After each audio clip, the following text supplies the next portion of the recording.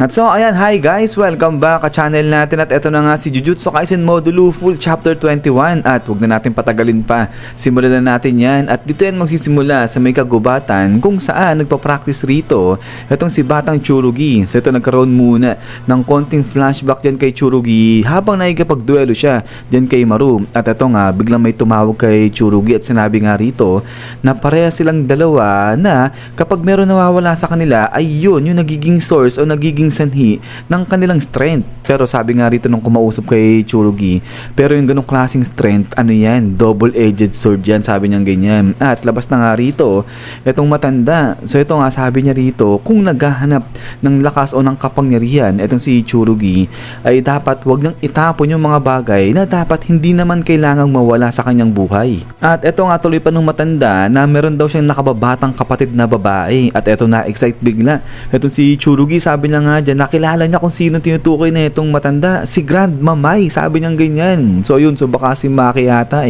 itong kumakausap kay Tsurugi, nakatakip kasi itong mga sanga-sanga. But anyways, ang tuloy pa nga nito nung matanda, dahil kay Mai, kaya siya talaga lumakas ng gusto. Pero ang tanong niya rito, kailangan niya ba talagang lumakas? Dahil kahit nga raw na wala siya rito, kahit hindi namatay, ay ang si Mai ay meron daw baka may kung sino na dumating at gumawa ng paraan dati para maayos nga yung mga problema dyan. At eto nga sabi nga dito ng matanda, hanggang ngayon iniisip-isip niya pa rin na sana pinili na lang nila yung future na kung saan kasama nila si Mai ngayon. So ibig sabihin yung future na hindi namatay si Mai, pero eto nga nalulungkot na. Eto si Tsurugi, naiyak na siya, sabay sabi niya nga dyan sa kanyang Grandma, huwag kang umiyak. At eto nga ngayon, back to present na dahil umiiyak rin dito itong si Maru. At eto nga ngayon, babagsak na itong si Tsurugi. Grabe, ang lalim nung cut niya nga rito. At din yan, pak!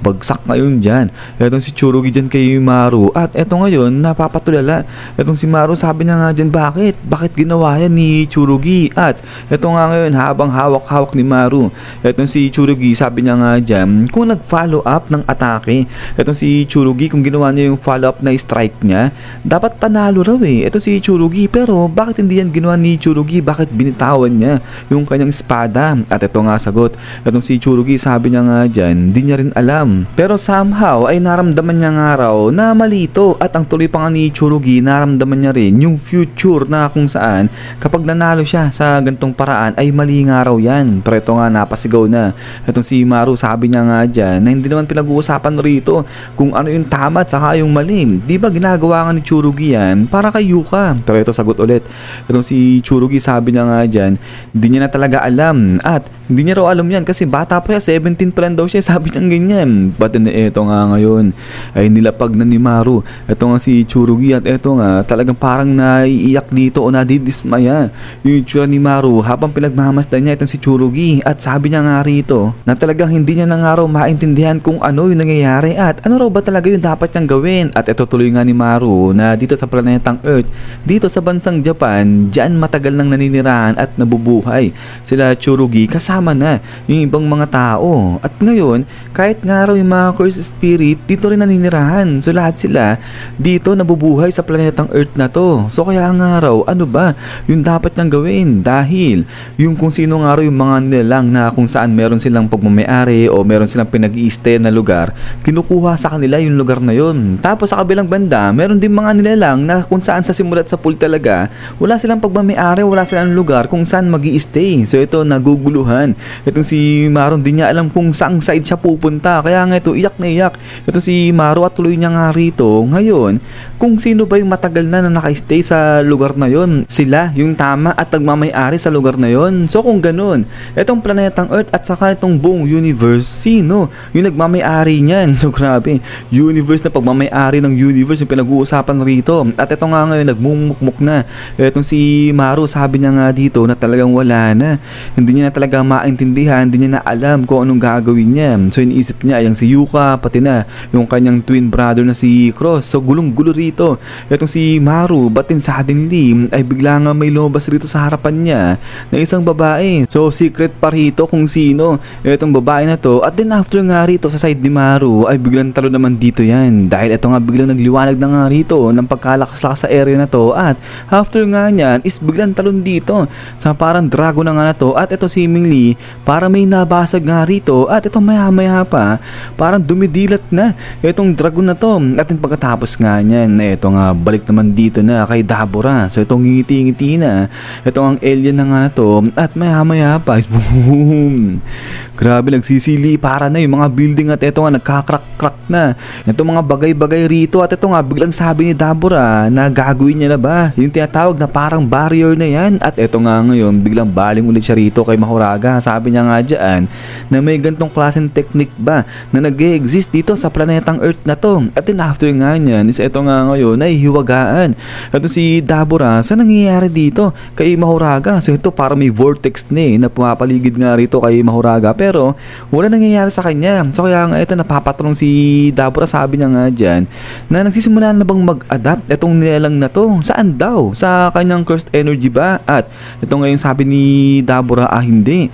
Sa kanyang existence mismo. Sa existence mismo nito ni Dabura nag-a-adapt itong si Mahoraga. So kaya nga ito ay biglang sabi ni Dabura, parang ito yung unang pagkakataon na kung saan gusto niya makipagpalitan ng salita sa kung sino man na mas tahimik pa sa kanya. At then eto nga ngayon biglang labas niya na itong kanyang domain expansion. Grabe, ang lupit ng domain expansion nito ni Dabura. Ito nga yan, Another World of the Unseen and the Manifest Reverse Crossing. At then pagkatapos nga niyan is biglang talo naman dito sa side ni Yuji, dahil ito nga namamangha rito itong si Yuji dahil nakita niya na nga for the first time itong nilalang na nga ito na parang dragon. Sabi niya nga dyan, ito ba yung tinatawag nila na Kailan? At ito ngayon sabi nga ni Maru, so ibig sabihin alam mo pala yung patungkol dito. So ito sabi ni Yuji, narinig niya raw, alam niya yan dahil sinabi sa kanya ni Todo yung general outline, o ibig sabihin yung general info patungkol dyan. So ito ngayon sabi ni Maru, Todo, so nahiwagaan siya. So kaya ito sabi ni Yuji, si Todo yung nakakatawang lalaki na kung saan instead of kamay, musical instrument yung nasa kanya, kasi nga diba putol na yung kamay ni Todo. At ito nga ngayon sabi nga ni Maru na itong nilalang na to, ito yung pinakamatagal na nabubuhay na Kailan. Kaya ito rin yung matagal nang nire-rever, yung matagal nang ina-admire o nire-respeto ng mga nilalang ng Rumel people yung nakasakay dun sa kanilang ship. So ito sabi ni Yuji, mukha nga talagang cursed spirit itong nilalang na to. So ngayon tanong ni Yuji, bakit daw siya dinala rito? So ito ngayon sagot si Maru, sabi niya nga dyan, dahil yung kanyang technique ay na-determined na ito si Yuji suitable siya. So kaya nga ito biglang tanong si Yuji, sabi niya nga dyan na anong suitable yung sinasabi nito ni Maru. At ito nga paliwanag din si Maru, sabi niya nga dyan yung cursed energy na tinataglay ng lolo nila Tsurugi, at pati na rin yung cursed energy na tinataglay nito ng Muru, na kung saan yan ngayon nagkocontrol sa kanilang sasakyan. Kapag pinagsama yung dalawa na yan, pati na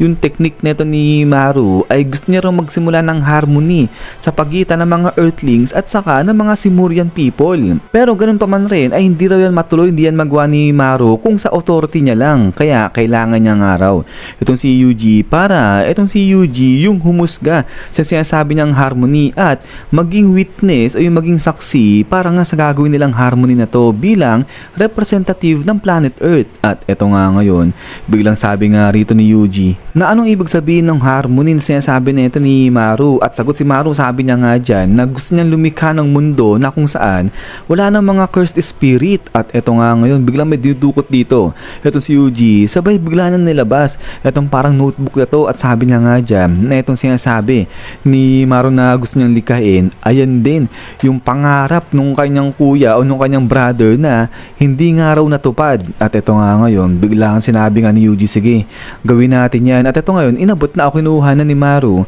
itong parang pocket notebook na nga ito na binigay ni Yuji. So itong ngiti-ngiti lang si Maru, sabay maya sabi niya nga rito na meron pang isa na pinili ng kanyang technique na susi para sa harmony na gustong gawin nito ni Maru. At ito nga raw imit nila yung sinasabi niya na yan. At ito ngayon bigla nang hinawi ni Maru itong kortina. Sabay sabi niya nga dyan kay Yuji na itong papasukin nilang lugar ay parang crossroad yan ng mga kaluluwa ng mga tao na nakatira sa Earth, at yung imimit nila ay parang dito naninirahan. At ito nga ngayon pasok sila Yuji sa loob, at ito natawa si Yuji dahil may sumalubong nga sa kanila dyan. At sabi nga yun ni Yuji, aba familiar yung mukha na yan. At ito nga labas ngayon dito itong si Mahito. So tatawa-tawa lang rito ito si Mahito at sabi niya nga rito kay Yuji na late talaga itong si Yuji, tagal niyan dumating kasi kung hindi raw mamamatay una itong si Yuji, hindi rin daw siya mamamatay, sabi niyang ganyan. So dito stretching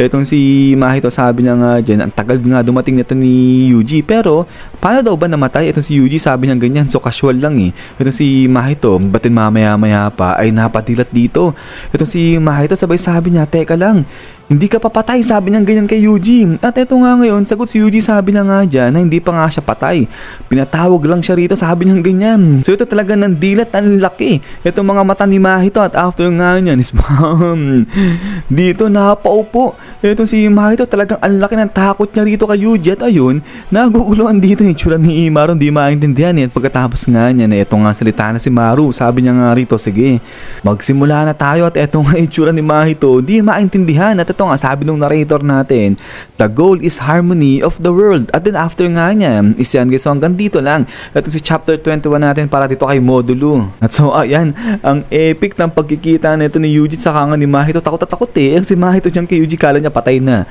ayun si Yuji. Pero yun nga guys, ay ulit ay maraming salamat sa panood nga rito kay chapter 21 ni Modulo natin. At ayan, kung natripan niyo pala itong video natin, huwag niyo kalimutan mag-iwan ng like. So yun lang naman, so ulit maraming salamat sa walang sayang pag-support sa channel natin guys. So ayan, so lagi mag-ingat. God bless niyo lahat at kita-kits tayo ulit.